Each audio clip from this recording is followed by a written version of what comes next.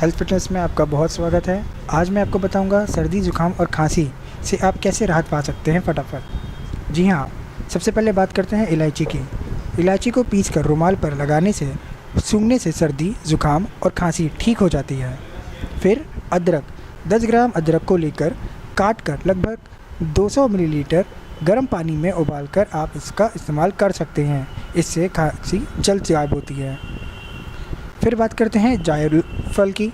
जी हाँ, इसका भी आप उपयोग कर सकते हैं। फिर बात करते हैं चाय। जी हाँ, यदि सर्दी के कारण ज़ुकाम, सिर दर्द, बुखार तथा खांसी हो जाती है तो आप चाय ज़रूर पिएं। इससे आपकी ठंड और खांसी ज़रूर दूर होती है। इसी तरह मेथी, कलौंजी, कपूर, गोमा, केसर, खजूर, पुदीना, नींबू का इस्तेमाल करें।